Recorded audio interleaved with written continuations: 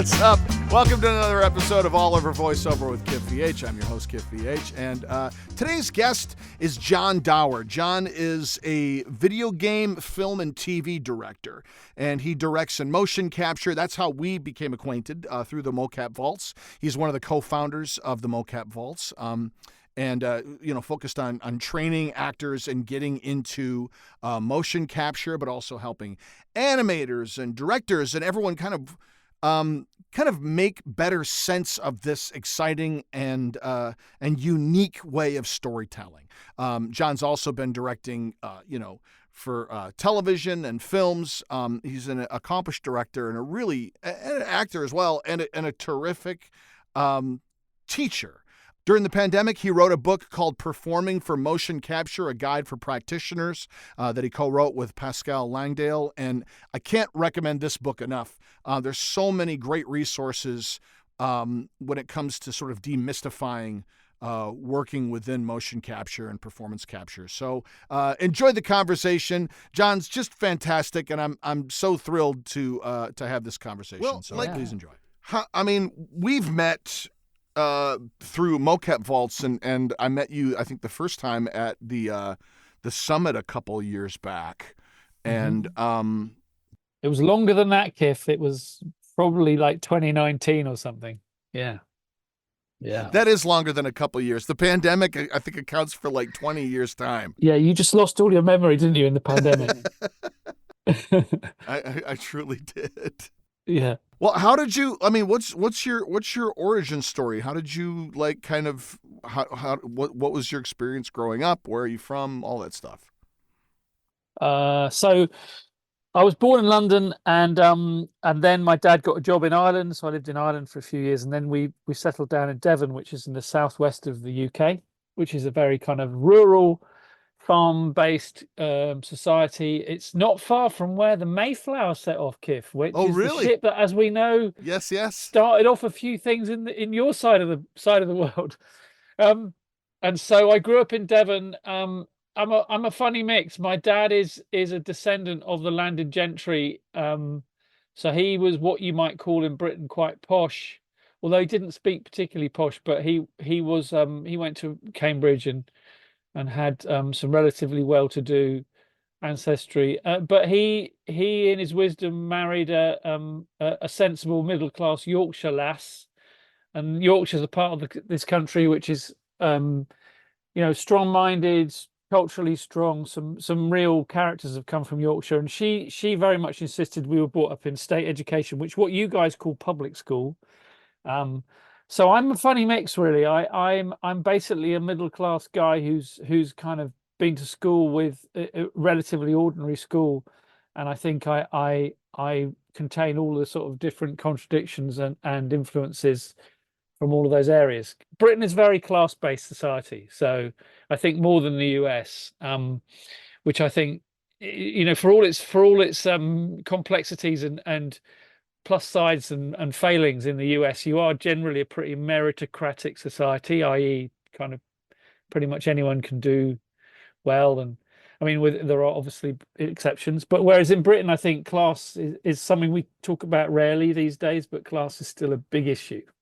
What's that experience of sort of growing up in between that caste system, and how present was your father's sort of gentry background and your mother's middle classness? How did that manifest for you growing up? Was that challenging, or was it something you were? No. It wasn't challenging. What it meant was, Kif, was that I always had the feeling that I could do what I wanted to do, and that if I wanted to follow my kind of my heart or my my interests, that I should do that. And so I think that's a real privilege. Basically I was always given the sense that, John, if you want to go and, become a physicist, be a physicist. If you want to, become a volcanist, whatever, volcano expert, whatever they're called, do that. And so I was lucky. Basically, I was very lucky. So I was a musician. I was really into punk. So I was a drummer. I was in punk bands. I thought I was going to be a rock and roll star. I left home thinking that's what I want to do. And how long did you spend in the punk scene? Like what an amazing that must have been yeah, I really played vibrant. drums in quite a few bands, and I played with a guy called Jimmy Percy, who was in a punk band called Sham 69, who were like, if you're talking about football league, sorry, I'm not going to use a football metaphor. That won't That's work in fine. the US, but Oh, it was we in know. like the second league, the Okay. Okay. championship, maybe the first division of punk bands. And I played with him for a while. That was interesting. And I was in a punk band, a funk band, a reggae band, and then eventually a jazz band. But anyway, that was kind of important to get all that out of my system, I think. But Hmm. but in doing so, I then I was very political. I was into punk. I was into being very against Margaret Thatcher, Huh. who was a a very important figure in British cultural life in the late 70s, early 80s. She's basically responsible for smashing the unions and Hmm. perpetrating the myth that there was no such thing as society or community, and being very sort of pro the individual and pro the family, which is all kind of it's all solid stuff in the UK and very popular. I mean, she Hmm. was a great friend of Ronald Reagan, as we know. Yeah. So but she really politicized me, and I Hmm. came out of school and kind of was knocking around in the early 80s as a very angry and kind of pretty yeah, in some ways I suppose you'd call me quite a radical person, and that's what took me to Goldsmiths College University, where I realized that all the newspapers I was reading and the stories I was reading were disseminated from a particular point of view. Before that, I Hmm. naively thought everything I hear on the radio, every newspaper I read, is kind of the truth. And I hadn't really thought about the fact that political bias was very present. So there Hmm. was a big war in Britain. It was very important in the early 80s in Britain, which was the Falklands War, where Yes. Yes. I the remember that. Argentinians overtook the Falklands Islands, which they said were theirs, and we sent over a fleet of ships. I'm going back now a long way in British history, but anyway, it was Yeah. kind of a big deal at the time. And Rupert Murdoch, who still, let's face it, kind of rules a lot of the media, like he owns Yes. several Fox and papers everything. still and Fox, etc. His papers particularly were incredibly jingoistic, very kind of patriotic, and very kind of, I felt, very, very biased. So Hmm. I was driven to go and study media studies, and that was where I studied media, and that's where I was on a course in which I could try out film, photography, video, radio, and printing. And I got my hands on a Super 8 camera, and from my point of view, that was when it all started. Yeah. Because I got a Super 8 camera in my hand, and I went, right, Oh. this is what I've been waiting to do. Yeah. It's one of those moments where you just go, uh-huh, this camera is supposed to be in my hand, and I'm supposed to shoot stuff with it. So that's my origin Oh, story, Kif, in a beautiful. 5-minute nutshell. Beautiful. What did you do with your Super 8 film? Like what did you go shoot? What like was it I was lucky to have gotten a little bit of experience with Super 8. I shot some things on it, cut some things manually with the razor blade and the tape, and tried to work with sync audio right at the tail end of it was the beginning and end of my experience working with film because of the prevalence of video and the accessibility and cost. What was your experience with that format, and how did that working in that change you? Well, it was like I discovered a new wonder drug. It was Mm, like I suddenly found a way to express my take on the world. And because mm, I was also studying photography, so this was not digital, this was all pre-digital. This was yeah, negative photography, proper, old-fashioned photography, and Super 8. yeah, I was just going out and shooting whatever I could and taking photographs of whatever I could, and just kind of experiencing the idea of capturing the world from my perspective. And I think that's what I did. I mm, wasn't particularly brilliant at making films. I had no idea really about storytelling, but I kind of got the feeling I've got a camera in my hands that I can actually, interpret the world. And I suppose yeah, that's where it all began. So I don't think I made anything particularly of note at that time, but I had a lot of fun and kind of, I fed the addiction. Yeah. Oh, that's so great. That's so great. Yeah, What? it's a great format, Super 8. And Oh there's man. something really magical about the discipline that having a cartridge of film in your camera, which cost quite a lot of money, Yes. a few pounds, which was a lot of money at the time. And that film would last either for 2 minutes 45 seconds at 18 frames a second or 2 minutes 15 at 24 frames. So you had to kind of really work out what you wanted to shoot, Yeah. the pre-digital formats engendered a real sense of discipline in a Yeah. filmmaker. And, Interesting. for example, I made my film at Goldsmiths, and then later I made it at film school. And you get like an hour's worth of negative, and you were trying to make a 15-minute film. Now, a 4-to-1 shooting ratio, Oh man. maybe that sounds like a lot to some people, but actually, if you think about the amount of takes you need and about how much coverage you need, it's absolutely nothing. So you have to be really organized. So I think Mhm. film is a beautiful medium, but every time you put your finger on the trigger and negative is going through the gate, you're racking up the dollars or the pounds, Yeah. and you're also getting through large amounts of negative, which is very precious. Yes. I remember it's been so long since I thought about this camera. I bought at a secondhand store a Super 8 camera that had on top of it a button that allowed you would shoot and then push that button and then the aperture would stop down and then um or it would iris closed. I forget the term exactly, but then you would then the next time you rolled, it would back up 2 seconds or 48 frames and then stop down, and then you could do in-camera dissolves within the Yeah, camera. And yeah, it was the most exciting thing in the world to be able to have a different way of telling a story. And it was just that same length of time, but just that. Yeah, that really resonates, John. That the how precious an image has to be to grab it. Now I take 18 pictures of myself and have far too many, but there's a discipline and a craft behind choosing how you want to spend that image space or that real estate on it. yeah. Every time my daughter takes pictures with my camera, she always takes like 20, and I'm like, "Why did you take so many pictures?" And she goes, "Because you can." I mean, like, why not? And I'm like, and she goes, "Why do you only take one?" And I'm going, "Because I wait till the right moment and I take that shot. That's what I'm used to. I'm used to." That's right. So yeah, I guess I'm still kind of at heart working on the same formats.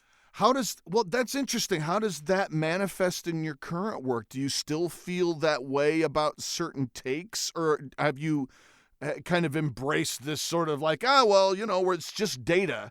How does that manifest? Well, as you know, I mean, these days I'm working in motion capture and video games, and which is completely different format. But I suppose the way that I might have the same kind of attitude would be that I always I always treat a take as a very precious thing.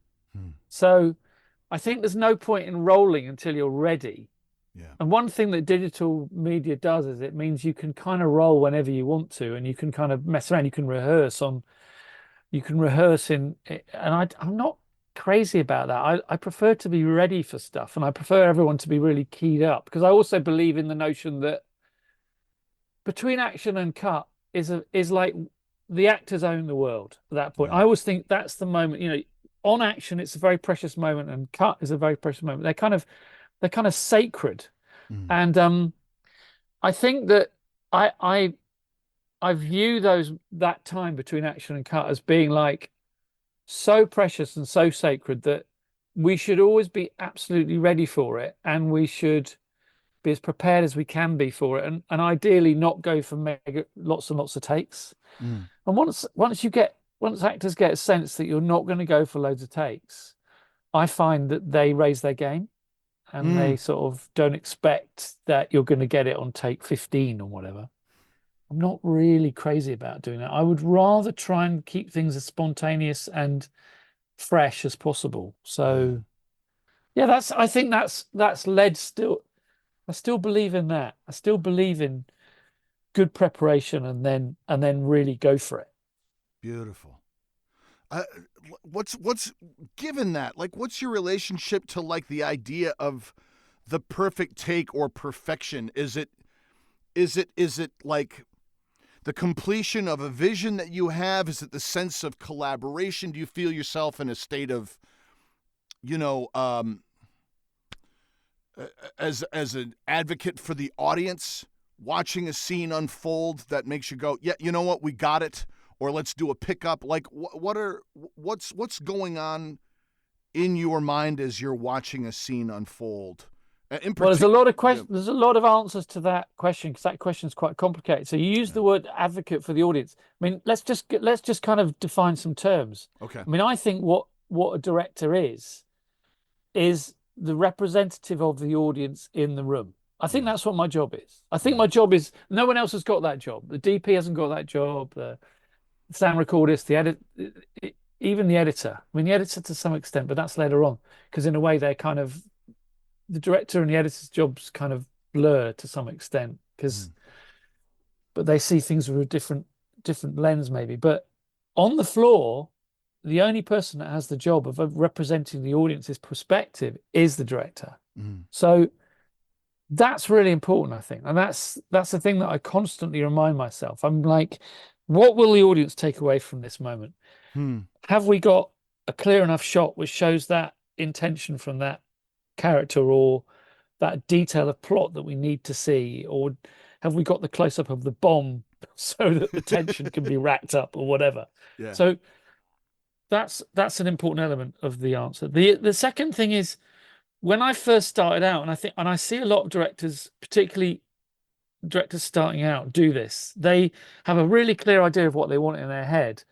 They watch the take and then they sort of tick off all their points. Then they'll go to the Mm. actor, right, on this line, do this, on, that moment, turn to this, and what I learned very soon by being so picky about getting things kind of right, in inverted commas, as in what I wanted, Yeah. I noticed that the actors' eyes would dim and they would start spinning round because the amount of notes I was giving them was screwing them up anyway. It was too much to think about. Yes. And then we go for another take. And the first point that I'd said, which might have been on this line, this like do this or whatever it was, the intention behind this line is this, or don't forget to look at her at this point. And they'd get completely hung up on those points, and the Mm. second take would be terrible. Yeah. Yeah. Yeah. So I've learned that perfection, so called, is unobtainable. Yeah. I think it is on takes. You have to somehow remain open-minded and spontaneous enough to accept the fact that it won't go like you thought it would. Yeah. I think that's what directors have to do. And you go, wow, okay, pretty amazing what that person's giving me. Maybe I just need to tweak it very slightly. My direction has therefore become much more simple because I Yeah. don't believe that actors can take on 10 notes, and it's not useful for them either. Yeah. So I I. tend to be much less um, seeking some predetermined idea I had, and much more about how can we make this take, this scene, this shot, whichever element that we're working on, as good as it can be in the moment. And that's it's a complicated equation, but it should be really simple. Ideally, it should be really simple. How does that affect your preparation?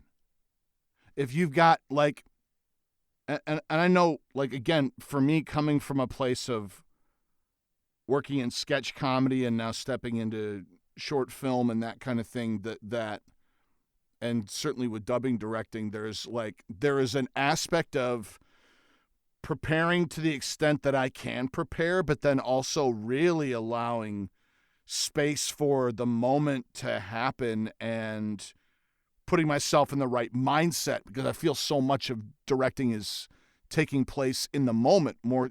But at the same Mm. time, you need to be prepared. Otherwise, it can be a shit show. Yeah, I mean, being prepared is really important, I think. Yeah. So going through the script and knowing what each scene is about, is really important. I think you need to go through that. I mean, I've when I was acting a long time ago, and one of the most influential directors would ask us to work out what the subtext was in every line, and that was a big job to go and do that prep. So you kind of were working out what you were actually saying Yeah. when you said something quite mundane, what was really beneath that. And I suppose in some ways, as a director, I'm kind of mentally doing that, and I'm also working out all the what I've been termed before by particularly a very influential guy who taught me at film school. He talked about change points. This is a guy called Simon Phillips. And change points are really important, i.e., what's the moment in the scene where things move into a different direction? Where's the pivot into the next moment? And if you understand where those are, you start, and I suppose what they are is they're action reaction moments.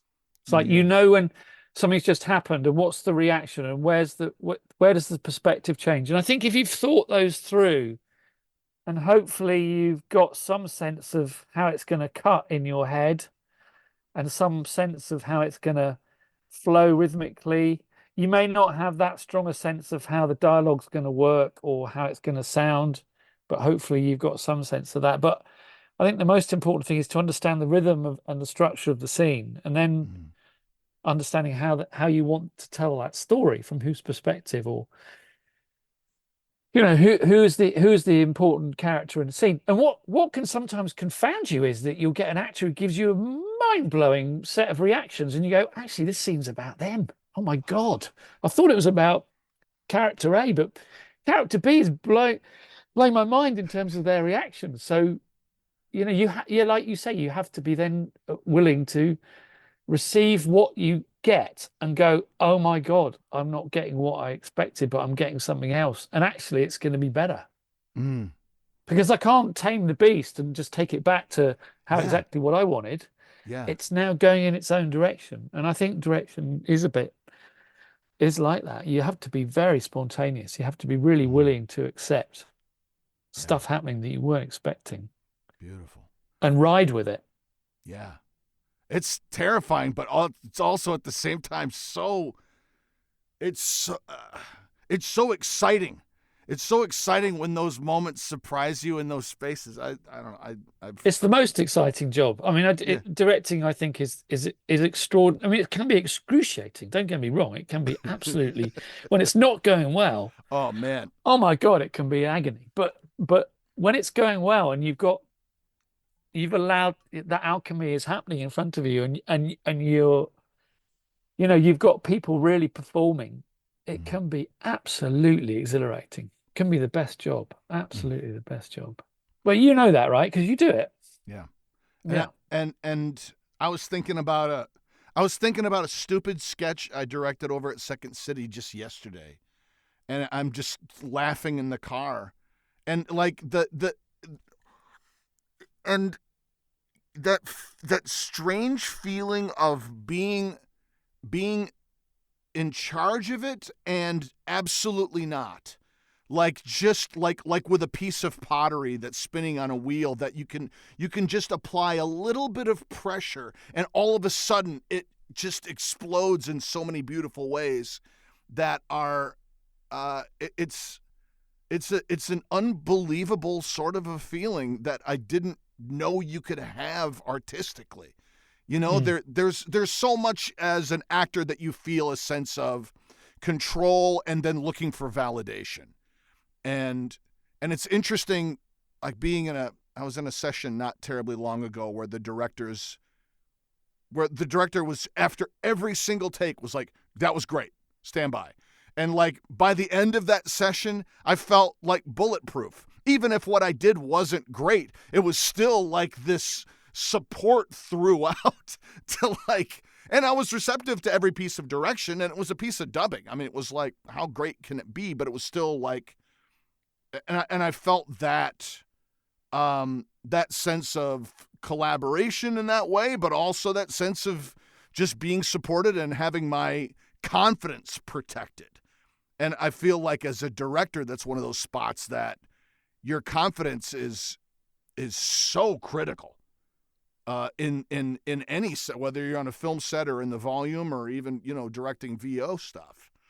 How do you keep your confidence fortified in a situation where it's, as you described, excruciating? Like what's your how do you deal with those moments? Yeah, I mean, confidence is a really important element, isn't it? Mm. I mean, at the end of the day, most actors I find are really receptive and really open and really want to be directed and really want to be collaborated, and they want to feel they're doing a good job, and that's all great. It's when you deal with, let's be frank, there are particularly big actors, actors who, I mean, I've not done big films. I've done quite a lot of television, so I've worked with a lot of, in the UK particularly, some relatively big TV actors, and that can be difficult. They can be more difficult. They can be more challenging. If you're talking about a director's confidence, they can undermine your confidence. And I would say some actors, you sort of want to go to them, you sort of think to yourself, wow, do I need to give you any more confidence than you already have? You're already treating me and other people not that great. Wow. Yeah, I've had some interesting experiences, Kif, particularly in UK soaps where, you're like the supply teacher. I don't know whether that's a term you use in the States. So like you're the guy that comes in, the teacher that comes in to fill in the regular. Yes. Job. Call that supply? What do you call that? Yeah, substitute teacher. Substitute teacher. Yeah. You're a bit like a substitute teacher because on a soap, I worked on EastEnders, which is like the biggest soap in the UK, apart from Coronation Street, which is our ITV soap, and EastEnders is set in the East End of London on BBC. On a show like that, you're dealing with a cast of probably 30 regulars, something like that, and maybe more. And you're like a substitute teacher coming in to teach them. You just do 4 episodes. You do a week's worth of episodes, 4 episodes, and that can be really tough. So when we were talking earlier on, that's all kind of ideal scenario stuff, right? But you go and work on a big soap or a TV show where you're literally just the temporary hand. Yeah. That they can be tough. And then the other thing is that in that scenario, you've got a difficult lead or a difficult regular who can make things quite tricky because for various reasons they don't necessarily want to work in the way you want to work. And then you've got maybe some visiting actors who you've really got to try and bolster their confidence and make them feel good at the same time as they may well be being undermined by the regulars. And you realize at the end of the day that the regulars are the important ones. I mean, the reason the audience switch on is not because of those visiting actors. Right. They turn on because of those regulars, and those regular actors know that. So, that's a difficult scenario. And to be frank, it's one of the reasons why I'm losing my love of TV a bit. I mean, I'm sort of pulling away from TV a bit for that reason. I'm like, I've had a bit enough of that, Yeah. And for example, I did an episode of Casualty, which is like a cheap version of your ER. In fact, I have to say it was before ER. Okay, so hey, listen. But anyway, we specialize in copying British television. Well, and you had George Clooney and a bigger budget, which but I did an episode of Casualty. It was my first time I did it, and I made the mistake of spending time with these new young actors who were all supposed to be what the story was. This young Indian girl, of Indian origin, is at home. Her parents don't know she's pregnant. They've gone away, and she gives birth with her brother and her boyfriend in the front room, I think. Oh my God. And we had this huge scene where, these new actors, I'm working with new actors, they're young, we're all really excited. We've done our homework. I've shown them birth videos. They've all gone, oh my God. We're working. I think we might have had a midwife specialist come in and give us, it was like we did all that work. And I did this great scene. I thought we did some great work where this whole story of this giving birth and all this stuff and the trauma involved and the excitement and all that. And but basically what I did was I didn't spend enough time with the regulars, and I got what we would call in Britain bollocked, which I don't know whether you Mm, use that term. I got bollocked by the producer, basically neglecting the kind of most important job which was working with the regulars. And I oh, naively thought, these guys don't need my attention, but of course mm, they did, and I yeah, learned a lesson, which is yeah, you've probably got to work twice as hard. You've got to work really hard with the regulars, and you've got to work really hard with those visiting actors, yeah. who everyone thinks of as being the B, C, D plots, but actually they're really important. Those people too. It's just that Yeah. the series producers don't think of them as important as the regulars, and Mm, you've got to look after the regulars because they're the ones that basically bring in the audience. that's it. Gotta protect the star. It was Yeah. interesting. I got such a different experience of where I'd been working on Young Rock and coming in and it was the first time I'd been on a show where we had, I was on the show for 2 seasons. I was in 7 episodes each season, so I got more of a sense of how the dynamic shifts when a different director comes in and Mm. who's really like.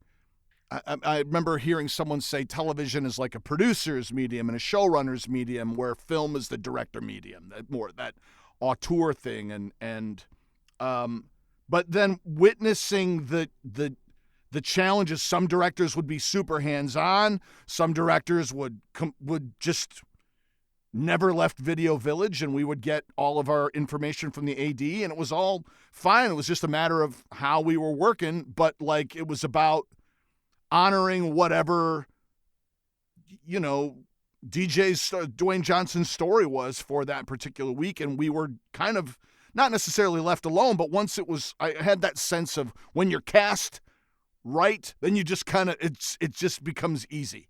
But like doing Chicago Med recently, of coming in and working on that, I mean, I think most of the stuff that we got in 3 takes. It was such a smooth running thing, and it put so much weight on the actor to really be able to be like, you better be prepared because everyone else is moving at top speed, and we've got 9 pages to get done with Yeah. special effects. It's I don't know, the pressure. Sharon Lewis, our director, was just she was so even keel and light hand, and it was, I don't know, it was a great experience. But like that, everything that you're saying, I resonates in that way of Yeah, I like to be observation. close to the actors. When I was doing EastEnders, some I mean, historically in multi-camera work, your director would be miles away and be disseminating everything through the AD, which is never. Yeah. I always want to be close to the actor. I was recently directing some MOCAP, and I had COVID, which Oh was, my God. and I was in the US, and I had to direct from my hotel room. And what struck me was not. I could see everything on Zoom. I could see the performance. The seeing it wasn't the problem. The problem was how do I talk to my actors? Mm, I could either talk through a speaker, or I could talk through the headphones of the guy on the floor, and that could be disseminated. Or I could, if I needed to speak to an actor personally, I could put headphones on them, and then. But yeah. what struck me was the tools that I needed, which are that little moment when you just put your arms around someone, metaphorically or Yeah. in physically, or you just whisper in their ear, or you Yeah. take them aside and have a chat, or you talk to them all as a group. All of the subtleties of that had gone, Mm, and so it just kind of struck me that the way I direct is very personal. mm, It's very, very like I'm working as a collaborator with somebody. And yeah. when those tools were taken away from me, that was really hard. Hmm. I can imagine. My God. How? Yeah, it was tough. So it's interesting. You think that directing over Zoom, the problem is going to be that you can't really see what's going on. That wasn't the problem. The problem was Mm, how do I communicate with everybody? wow. Wow. Could, um, uh, how did you develop that style? Did that come from working as an actor into transitioning into director, or was it just in you, like how you communicate? I've gotten the benefit of being in the same space with you and being directed by you, and always feel very collaborated with, protected by, and you have a very just gentle, thoughtful demeanor, but a great sense of humor as well. I mean, you're a really wonderful director to play with. And I'm curious how that. Oh, Cliff, careful! My head won't get out the door of my shed. That's if why. you go on Well, anymore. that's why I'm transitioning into a question, because I don't want to overblow you.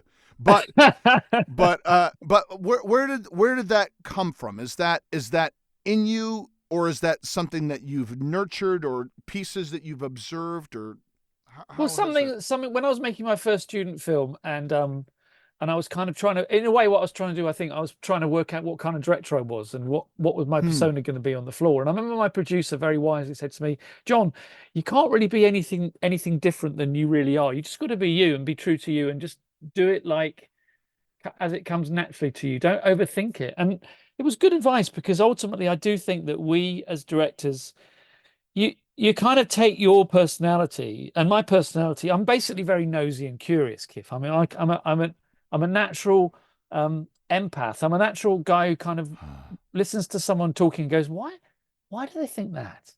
What's going on in their minds, or what's happened in their past life, or what's happened in their backstory that's made them think like that or talk like that? And so, and I'm a dad, I'm a parent, and I think all of our life experiences feeds into the way that we are as directors. You know, we're like, you can't help but being a curious father-like figure if that's what you are. I suppose I am. Yeah. I am the sum of my parts, and so, and yeah, I think and I like people. Yeah. I really like people. I like working with people. I love collaborating with people. I like having fun. I don't believe in life being a heavy, burdensome, onerous experience. I'm an optimist. All of my, you could call them qualities, but essentially the things that are me come out when I work. And the other thing I really strongly believe is that if someone has a better idea than me, I should listen to it, because I'm not Stanley Kubrick. You know, I'm not a guy who's basically got it worked out and basically everyone did it like he wanted it to be done. I'm a very collaborative, open person, and if someone's got a better idea, my ego isn't huge.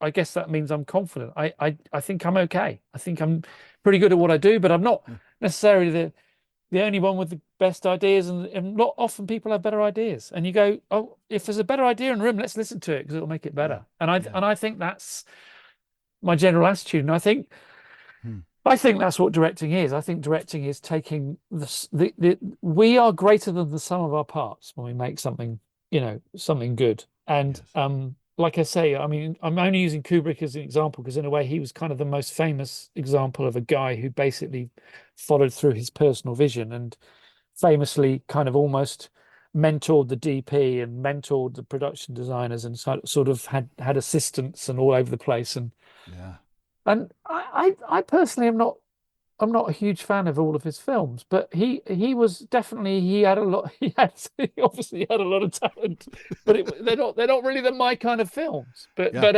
I like films where it feels as though the director has kind of worked as a team player to make something amazing. Like I'm like it's like a great football manager. I mean, I'm going back to my soccer metaphors, which I use a lot, but that's all right. I'm a big soccer fan.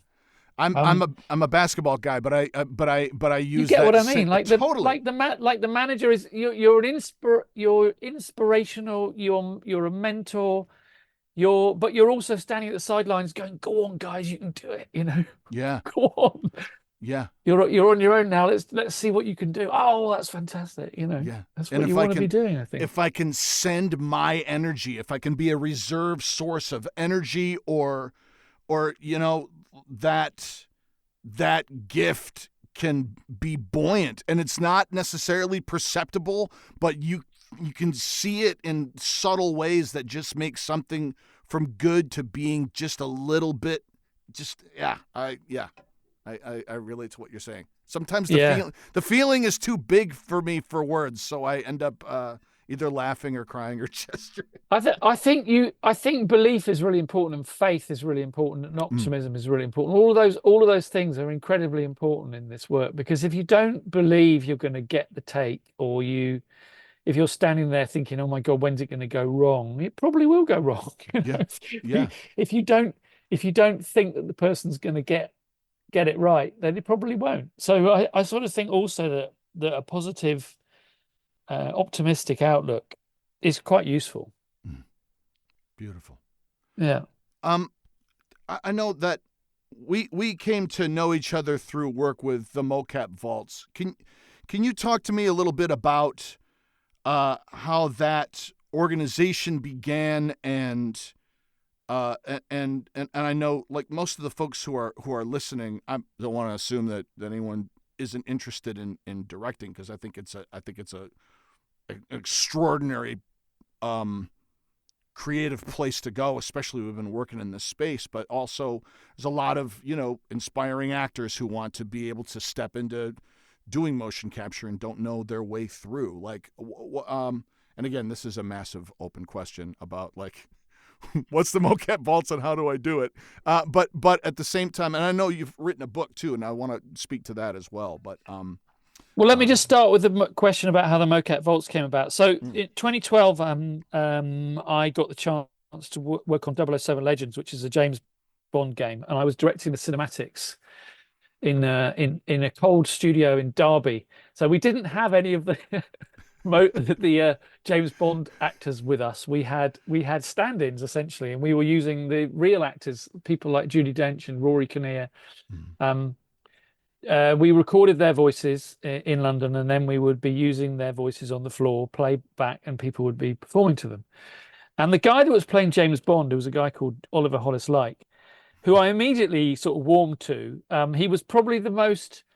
He asked more questions than any actor I've ever worked with. Like, he would always start off by going, why do I want to do that? And where have I just come from? And how do I operate the speedboat? And if I punch him, how do I, like, oh my God. So I really got used to the idea that, okay, Ollie needs a lot of attention, because he asked the questions, and going back to that kind of, the role of the director, you are always responding to what the actor needs. That's really important as a rule, I think. Some actors don't need too much cosseting and hassling. Some actors demand a lot. Ollie demanded a lot. And he was great. And he was a very experienced MOCAP actor. And as we began to develop a rapport through the shoot, I kept bringing in these TV actors who were really great, great performers. And we put them in a MOCAP suit and in a MOCAP studio, and they'd be lost. Or if they weren't lost, they may well not be using their whole body. The corporeal performance was not really coming across, or they'd be giving a great TV performance, which was all great on the head and shoulders, and the rest of the body, they forgot to breathe. All of that stuff that we now know is really, really important with MOCAP. And I said to Ollie, we observed this together. And he said, well, the problem is that none of these guys have had experience in the volume. None of them have been trained. They may well be very good TV stage performers, but they've never been trained. And I said, well, Ollie, I never got any training as a director. I got a job with Lionhead, found myself in Los Angeles at Giant Studios directing MOCAP, having been basically a film and TV director. And I'm in this sterile studio looking at this actor, thinking, how the heck do I inspire him to believe he's in a woods, walking down a path with a dog next to him, all that stuff. Yeah. Crazy. So we agreed to each other. We said to each other at the time, well, no one has taught us to do this. Maybe we should work out a way to teach people, or to run workshops or something. And we parked the idea for a year or so after finishing work on it. And then Ollie went to GDC. And he rang me from GDC. He said, John, I've got this idea. We talked about setting up a company. Well, I've just met some people over here, and I reckon we could do it. And I was like on the end of the phone going, oh my God, Ollie, are you right? But so Ollie was the sort of driver, and I was the sort of dad at home going, yeah, let's think about that. Let's work out how to do this. And so between us, we set the MOCAP vaults up, Beautiful. inspired by our relationship doing 007 Legends. And then again, largely Ollie, particularly in early days, was very much the driver of it. He created the relationships in the US. So our first workshop was in the US. No kidding. Um, Awesome. no, it was he ran it in the US and then got to meet people at Rouge, as it was then called. I'm not sure if it's called that Yeah, now. I think It's still called so. Rouge. I don't know. I still call it Rouge, but that And doesn't then necessarily mean that's about what it's called. and then we started running workshops in London. We'd run intro classes together. We developed a curriculum, sort of 5-stage curriculum, and then we were lucky enough to meet Richard Doughton, who we came across through someone else who introduced Richard. When this guy was pulling out, Richard took his place, and Richard's turned out to be the most amazing, Yeah. the most amazing guy. So we've been incredibly lucky to meet him, and in a way, that collaboration of me, Ollie, and Richard, I think, has sort of been the sort of foundation of the MOCAP vaults. And then we've been lucky enough to work with some brilliant tutors. I mean, you're one of them, along the way, and so it's just it's now 10 years we've been doing it. So it's been a real journey. And the moment that, yeah, anyway, that's the origin story of the MOCAP vaults.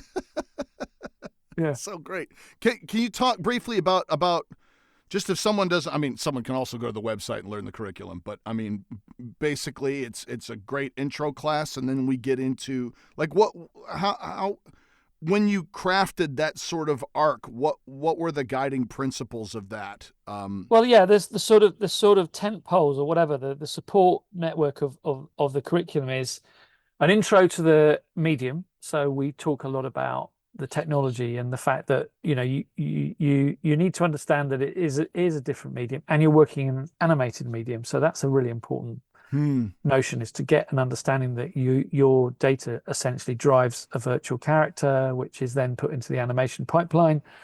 So all of those things are really important to get on a conceptual level. Once you've kind of got that over and done an introduction course, which is sort of has a smorgasbord of all the different things we offer in the curriculum, then the curriculum, follows the path of saying, okay, so let's take a deeper dive now into character creation. So how do you play different sorts of characters using your whole body? Yeah. Which we talk a lot about motion capture as opposed to performance capture, which I'm sure you talk about those things, right, in your podcast. Yeah, it's been interesting I've had a few, I mean, I was part of the performance capture, MOCAP capture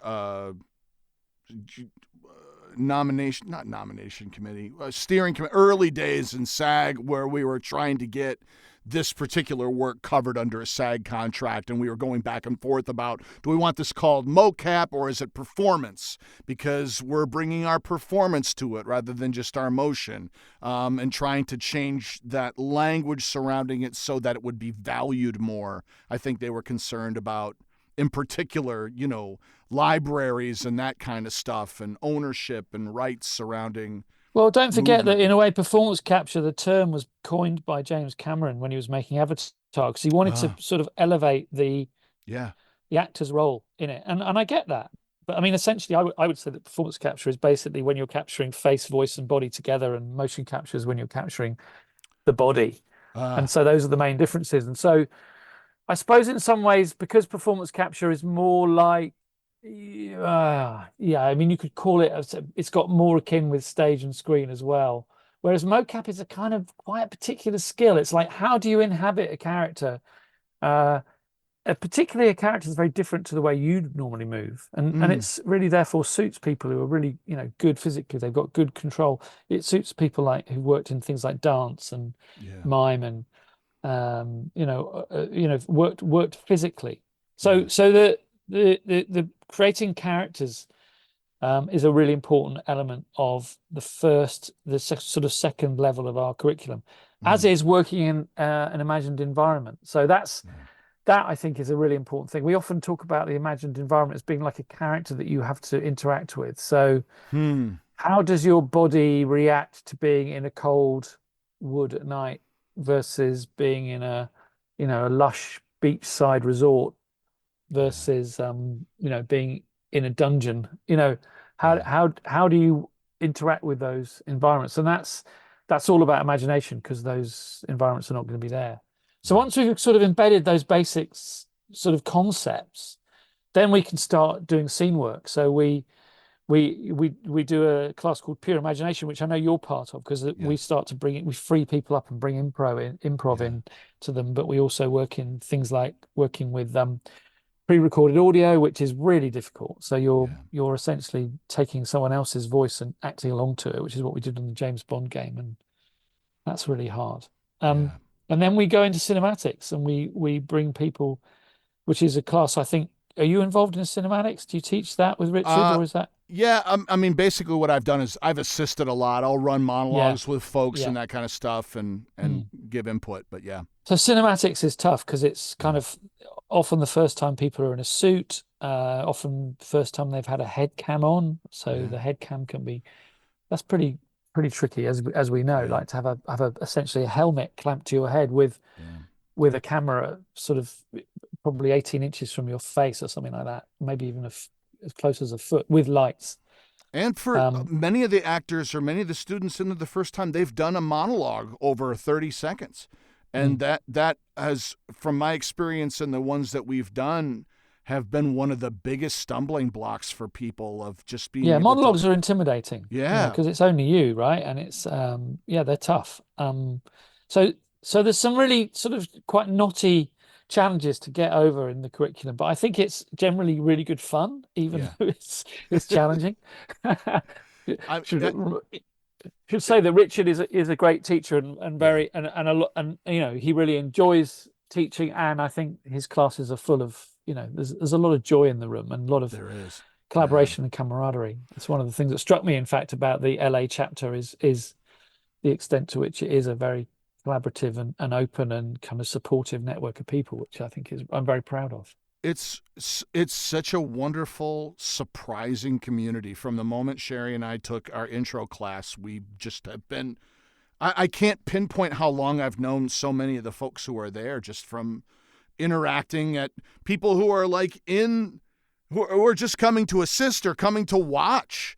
Be down on like, oh, it's the cinematics day, and then someone will roll in the back of the room around 2:00 and just kind of hang on and help folks out with stuff. It's just a really, really supportive community, and then the proof is in the pudding. The first time I was working outside of that, I was so comfortable with the knowledge that I got from that experience that I never had a problem. I never touched the truss. It just was. It's an extraordinary gift. It But one was of the beautiful things about MOCAP, I think, is that it doesn't really matter what you look like. It doesn't really yeah, matter if you're good looking, yeah, which is obviously a very subjective term, but it doesn't matter whether you're considered a beautiful person or whatever you are. yeah, It doesn't matter, it doesn't really matter who you are. It doesn't matter what you look like. It doesn't matter.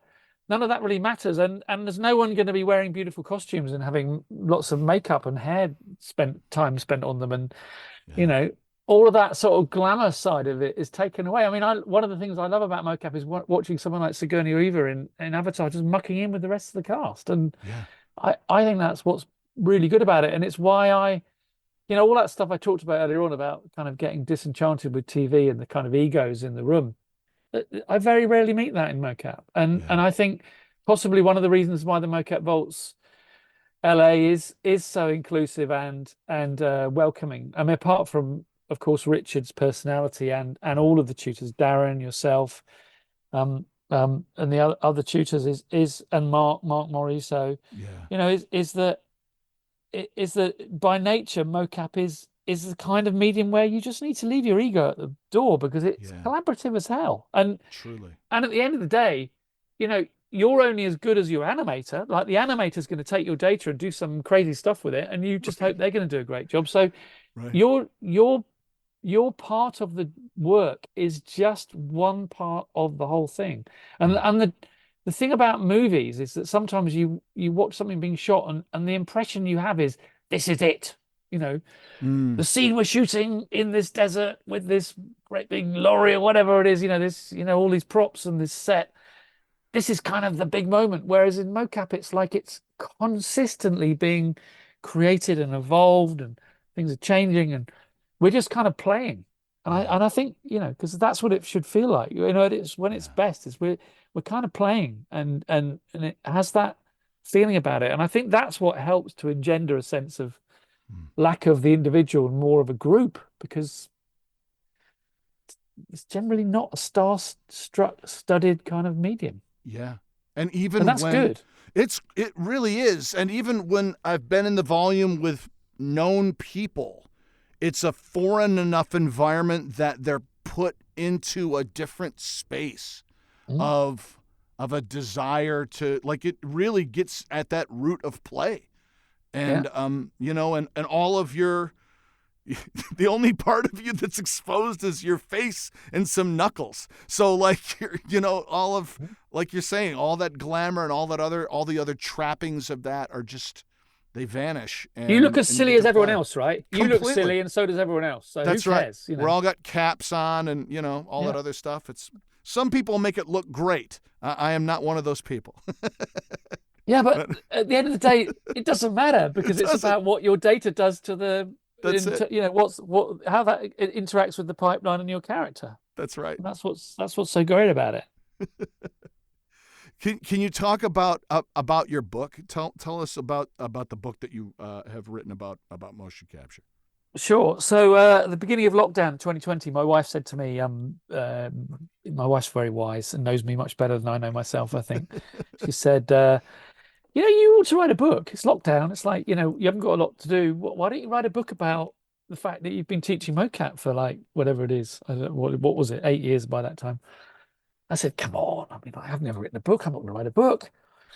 And then the next day I wake up and go, that's a good idea. That's a really good idea. So I just went to a book that I really liked, by a guy called Bill Britton, who'd written a book about stage screen acting, which I thought was really good, and it was written for Methuen in Drama. And I just thought, what the hell? I'll just write to Methuen in Drama. So I knew I needed to write it with someone else because I'm a director and needed an actor's perspective. So I contacted Pascal Langdale, who's our head of operations in Canada, who's a very wise, RADA trained ex-dancer. In fact, I directed him in Casualty years ago. So there you go. No kidding. Amazing. That's how we knew each other, and then we ended up both working in games. And so I approached him and said, "Why don't we put a proposition forward to Methuen and Drama, who are owned by Bloomsbury?" So we put the application in, and they just went yes immediately. Wow. So I was like, wow, okay. It was, so that's easy. So our book's called Performing for Motion Capture, a Guide for Practitioners. It's brought out by Methuen and Drama. And we wanted to make a journalistic, to some extent, sort of a capture the moment of the state of MoCap in the world. So we interviewed 25 people, directors, animators, actors, MoCap specialists, facial specialists. We interviewed most of the tutors. Unfortunately, we didn't interview you, Kif, but we definitely missed a trick there. That's all right. Well, for the updated version, I'll be available. We interviewed Richard and Mark Mariso and Pascal, and then most of the guys in the UK teaching, Oliver Hollis-Like and Paul William Mulwiney and Gareth Taylor.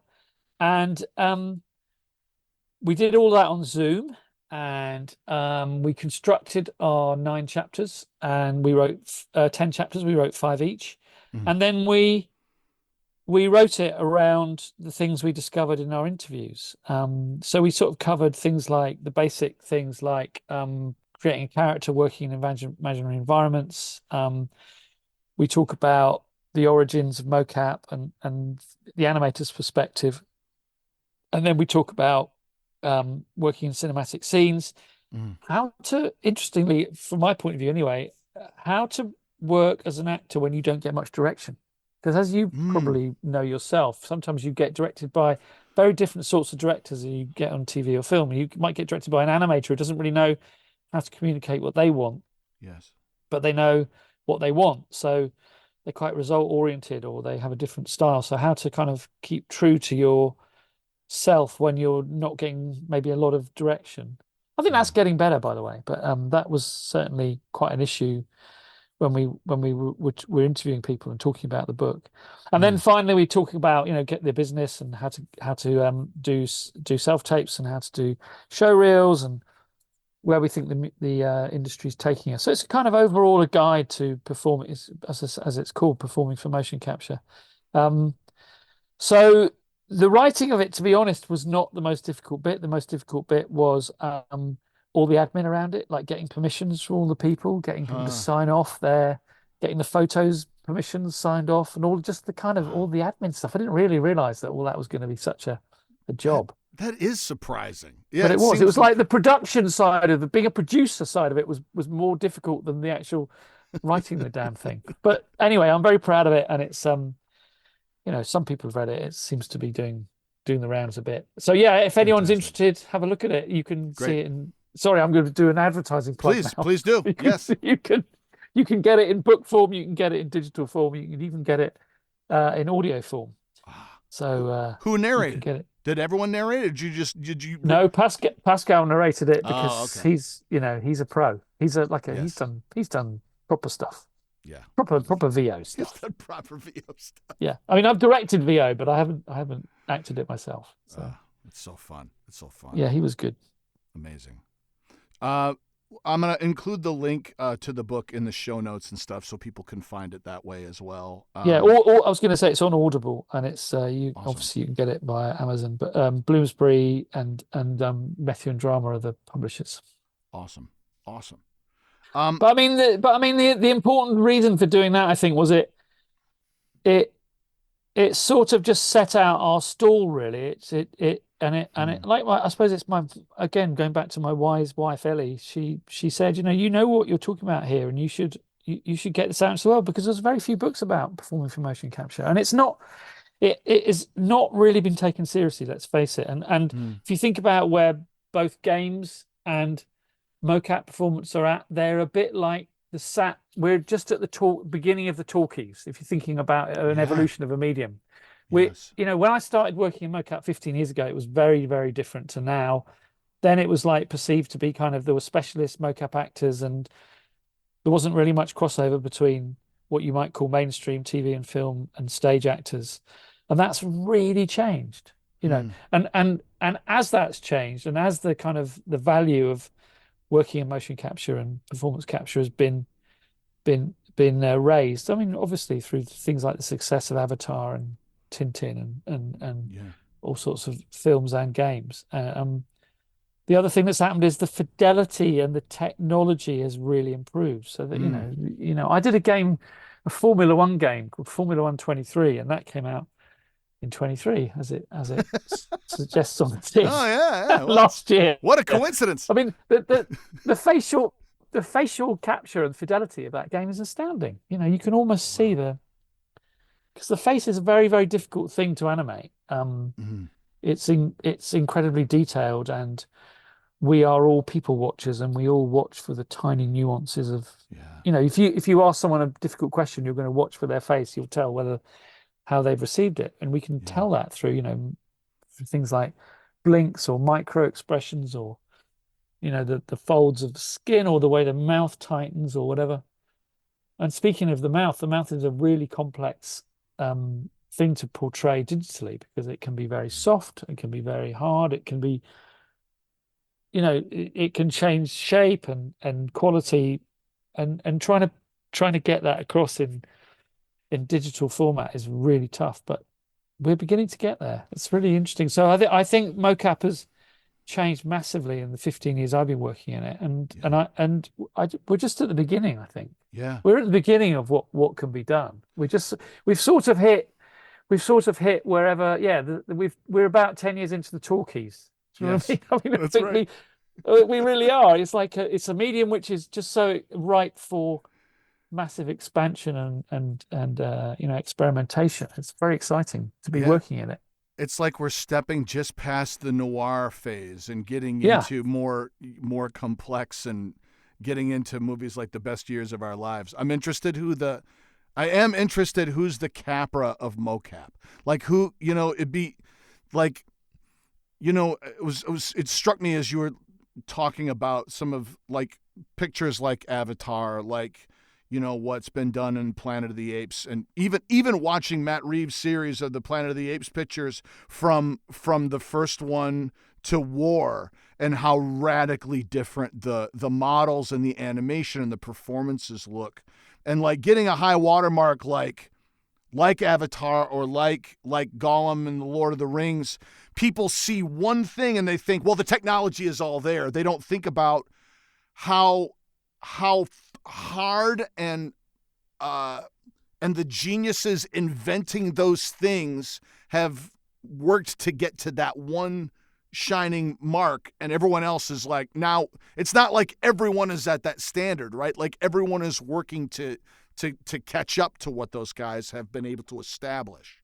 Yeah, I mean, one of the reasons why there's a lot of animators out there quite angry with MOCAP, and particularly some directors, is that people like James Cameron and particularly Steven Spielberg talked about MOCAP kind of being like a digital makeup, as in basically it's all the actor's performance and it's just a little bit of sheen on top, and then it's amazing. And of course that argument is we understand why they've talked about it like that, because then you can hold up someone like Andy Serkis and say, his performance in this film is worthy of an Oscar, because you're talking about it as though it's a standalone piece of performance. But to be truthful, MOCAP isn't that. MOCAP is a collaboration between a lot of people, and a show and a film like Avatar or Planet of the Apes, it will look that amazing because so much time has been spent animating. That's why games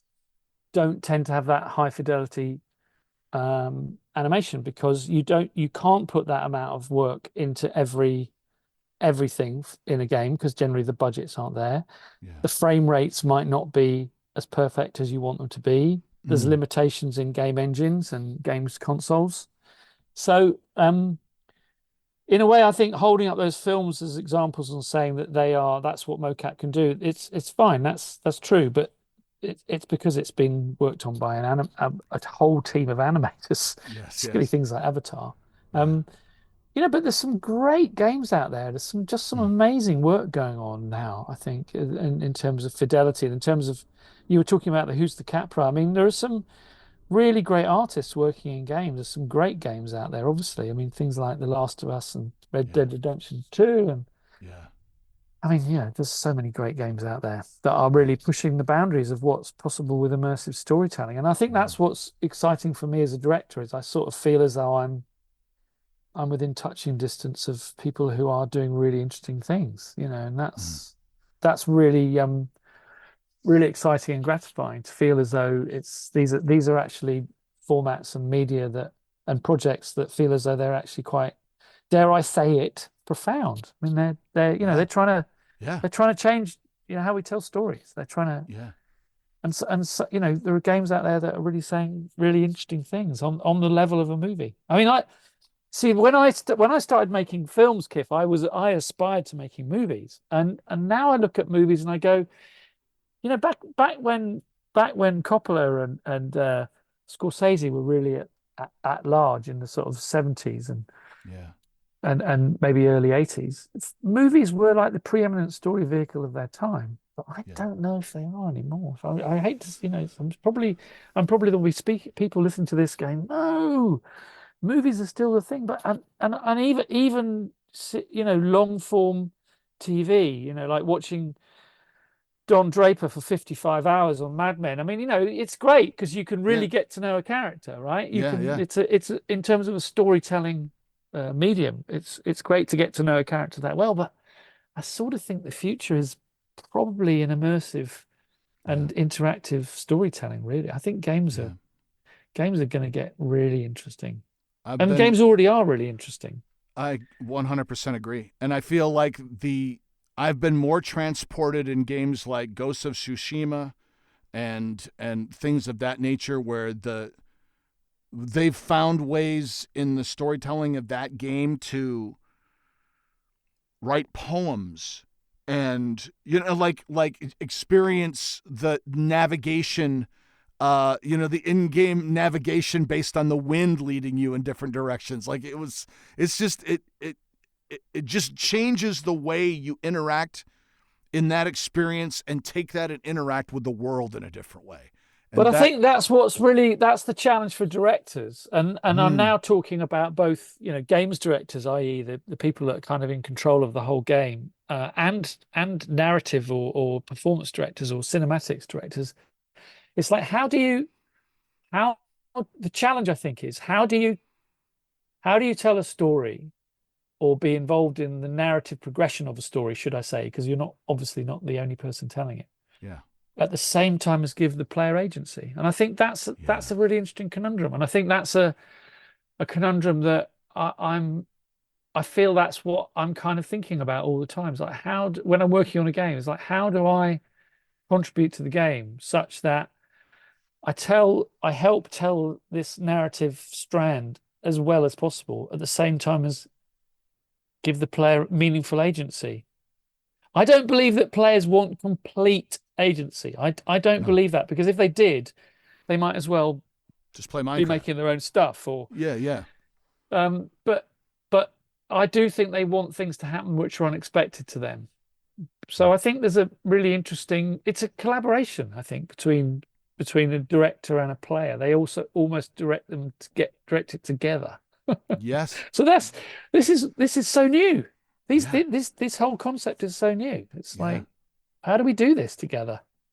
You have to treat the gamer the way you're treating the actor in the volume, in that same way of this.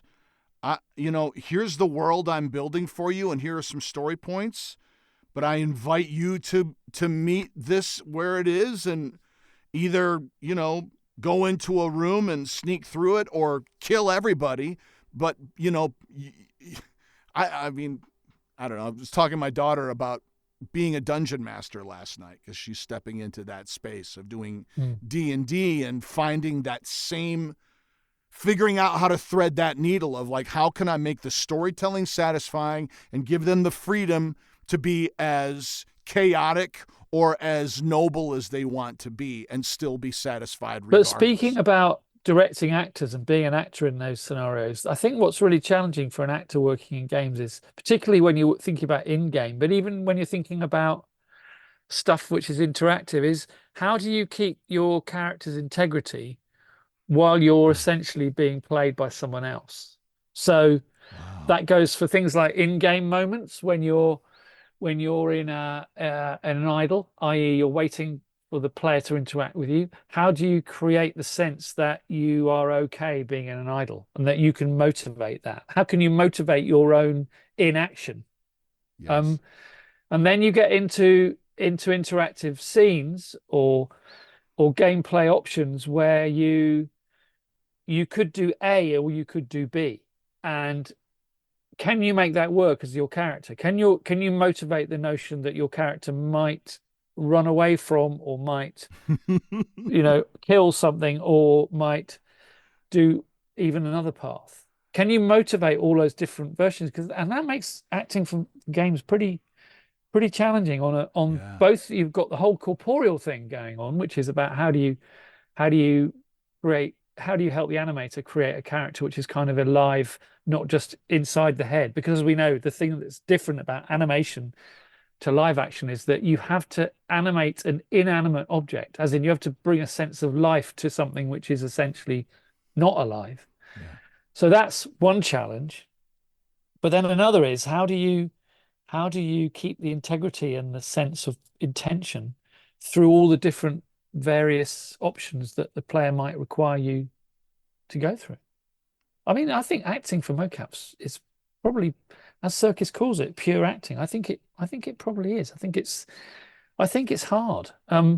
Richard famously says, the most important thing about acting for mocap is to be a good actor, and I think that's really good advice. You've got to be a good actor. And I mean that when I said earlier on about that thing about it, there's no ego and it's a great community and stuff. It does presuppose that people are good actors. Yes, it does require that. Yes. Yes. So you can't kid yourself and think, oh, I can walk into this room because it doesn't matter what I look like and doesn't matter what I'm wearing and doesn't matter who I am. But that's fine. But you better be a good actor. I've got to at least be that. It doesn't mean if I'm a good actor or not. I can just come in here and do it. They'll stick balls on me. They do it with dogs. It's the same thing in voiceover. Like, I think a lot of people are like, oh, I have a lovely instrument, so I can narrate an audiobook, or I can do a commercial. Maybe you can do one commercial, but can you sustain it? And what do you bring to the table when it comes to Yep. any of these pieces? You Yeah. have to No, have voice good, acting is really hard. I mean, it's hard to direct voicing acting too because it's often so result oriented, as in you need to get through a bunch of lines in the amount of time you have allotted, and quite often you don't really have enough time or rehearsal time or prep time to really master those things. So you have to kind of really be in the moment. But I think again with voice acting, it's like, can you imagine you're in this space? Can you imagine you're on a mountaintop and you've just encountered a wizard and there are whatever, there are dragons about to come around the corner, and if your imagination isn't working on overtime and you're not really being able to bring all that to the fore, it's not going to work. So and then the other thing is the physicality. I mean, good actors I see in the booth, they're really thinking about, how do I stand? How do I inhabit the space? What kind of character am I? Where's my voice coming from? All of those things. It's very technical as well. I mean, as you know, I mean, this is what you do, right? So yeah. It's so great. It's so great. If you're willing, I'd love to talk briefly, if we can talk briefly about it, about the journey that you've gone on, that we've talked about. So both of our wives are of African descent, and again, if you're comfortable talking about it, I'd love to talk about the journey that you've gone on with reparations and things. Sure. So as I mentioned earlier on, my dad, in his origin, he came from a family that I would call the landed gentry, which in Britain means that you basically owned a big country house and were quite likely to be either a member of parliament or an industrialist. And my ancestors, the Trevelyan family, were generally involved in public life. They were either civil servants, or they were MPs, or they were historians. They did kind of philanthropic, socially focused kind of work. And my great grandfather was a guy called Charles Phillips Trevelyan. He was in the first Labour cabinet, and he was Minister for Education back in the early 1920s, so 100 years ago. And he was the kind of guy who championed, wanted to bring in child benefit and raise the school leaving age. And when anyone talked about anything in terms of transatlantic chattel enslavement of African people, he would talk about they'd talk about abolition. So whenever whatever I thought about my family, I always thought we were on the side of the good guys. So I was under the illusion that we were a progressive, socially minded family. And so 7 years ago, with the help of American finance, by the way, the UCL, University College London, was able to fund the digitization of the ledgers of all the books which were held in a huge dusty room in Kew in West London, of all of the compensation, and I use that word with inverted commas around it, which was paid to the enslavers in 1834, when abolition was enacted in Britain. It was 1833. In 1834, the people that so-called owned people of African descent in the Caribbean were compensated for the loss of their property. I mean, it's all of this language is so disgusting. Anyway, what happened in 1834 in Britain was that 40% of our GDP, which was £20 million, which was borrowed from the Rothschilds Bank to pay off all of these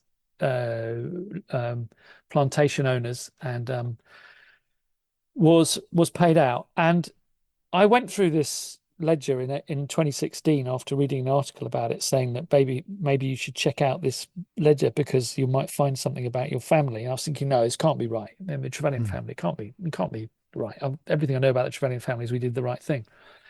And I looked in this ledger and I discovered that my ancestors, 7 generations above me, before me, had owned 6 plantations in Grenada, part owned, and had received compensation for 1,004 enslaved Africans. I mean, Kif, my mind was blown. My life changed at that moment, and I had a moment of extreme cognitive dissonance in that I thought I was one kind of person, and I realized I was just another descendant of plantation enslavement. So it was appalling, and I undertook at that moment to do something about it because I felt like my ancestors hadn't, and ever since then my life's changed. So I undertook to apologize to the people of Grenada, and in 2023 with my cousin Laura Trevelyan, who used to be a BBC anchor in New York, we went to Grenada and we read the letter out on behalf of 104 family members who'd signed it to apologize to the people of Grenada for what our ancestors did. And yeah, my life's changed. In a way, my sort of focus has changed. My sense of who I am has changed. And in a way, it's not a massive diversion from what I've done in the past, because the reason I became a director is because I wanted to make the world better. You know, I'm an idealistic person. I'm an optimistic person. I believe that we can together make things better. And I suppose I was a director because I wanted to make the world better. I wanted to make projects which shone a light on important things. I wanted to be, you know, a person who did things for the good. So in a way, it follows the same logic, but it's I've become a reparations campaigner, Kif. So that's what I do. A lot of my time is spent doing that now. So we've set up a charity in Grenada to fund educational projects as the part of the family, and I've set up been a co-founder of an organization called Heirs of Slavery in the UK, which has there are 7 other families involved, 7 other descendants who've similarly had ancestors involved in the trade, and we're trying to encourage other families to come on board. And we're also trying to persuade the government and the king to apologize for their actions or their predecessors' actions, and ideally get involved in reparative justice, which is not just about money. It's a kind of attitude. It's like if you think that was a bad thing and that we shouldn't have done it and we need to apologize, then what can we do to address the wound? Because like you said, I mean, I'm married to a woman of dual heritage, and I live in Brixton, which is in South London. It's twinned with Harlem. I'm not saying it's like Harlem, but it's got similarities. It's not predominantly, but there's a lot of people of African descent living here, and I can see the wound of racism is still with us. So I've become quite a very strong advocate of doing something about that and trying to right the wrongs of the past. Yeah. So there you go. That was that's my 5 minutes. I mean, no, I appreciate you sharing that. Like me. I mean, we've had conversations about this a couple times, but I wanted to amplify the call for participation. And I mean, I'm Dutch, and as far as you know, I know the history of my people. But I don't know the specific history of my specific people, but I don't necessarily feel that makes what our people did. Well, it wasn't. We were farmers. I have no idea. I don't know anything beyond my grandfather. And I'm curious to discover more, so that if it can make life easier for people in present day by just the acknowledgement Like, Mhm. yeah. But Kif, you know that both the Prime Minister and the King of the Netherlands have apologized for Oh, their colonial involvement in plantation enslavement. I mean, actually, the Netherlands is a pretty progressive country in that respect. And the thing is, as I'm discovering, because I'm currently involved in trying to create an alliance between many ports in Europe. So at the moment, I'm working with reparations campaigners in Nantes in Western France, and we're also creating ties with campaigners in Liverpool and Bristol. Liverpool was the biggest port, I think, of the lot, mm, sending ships out on the triangular trade, which went from Europe. It took goods to Africa, where it traded with traders there for people, and took them to the West Indies, to the Caribbean, mm. and then brought back sugar and tobacco and coffee and all of that stuff. So I mean, there was this very rich triangular trade, which essentially, kind of um, if for people who don't know, in the US, obviously plantation slavery was a common thing in particularly in the southern states in the US, but in the UK and Europe, it was a very, very big part of our the way we created wealth and funded our industrial revolution. I mean, we would not be the country we are without this trade. So trying to create links with all of these ports in Europe has become a really important thing for me. And Mm. I know that Amsterdam and Rotterdam would have been very high up on that list of trading countries, and hence the apology from the King and the Prime Minister. But I'm also trying to extend links to places like Spain, Portugal. I mean, Wow. Portugal started it all off. That's where it Yeah. began, with Portugal, and particularly with links with Brazil. Um, and then there's even Sweden and Denmark. You don't think of it, but Sweden, Denmark, Germany, these countries are also really heavily involved in this trade. It's Mm. largely how a lot of them got rich. So yeah, it's Wow. you can tell. I could talk about it. I do talk about it a lot, and I Yeah. meet a lot of people, and I'm just now really embedded in reading history. In fact, I'm reading a brilliant book about plantation slavery in North Carolina at the moment. So Really? really fascinating, really fascinating. Because in the States, of course, it's more complicated in some ways, and more straightforward, I suppose, because you had enslaved people living in the country, Yeah. and their Yeah. descendants are still there. Whereas in the Absolutely. UK, we sort of did it all remotely. So you could kind Huh. of just pretend it wasn't happening. You could live this nice life, and just it was all Yeah. happening a long way away. It's like, oh, well, that's done. And we move Yeah, it's on. done. And We yeah. yeah. Yeah. Yeah. And we're So contending. Yeah. it's in the States, I think it's a bit more. There's maybe a bit more honesty about it. It's like it's you can go to living places that Oh, still have yeah. that history. There are descendants of the enslaved who, because slavery ended later, that Yes. are still with us. So it's Yeah. oh geez, Yeah. it's awful, but it's yeah. Yeah. I don't know what else to say really. It's become a big Yeah. thing for me. Yeah. Amazing. Thank you for talking about it here, and I'll share links in the show notes as well of how people can,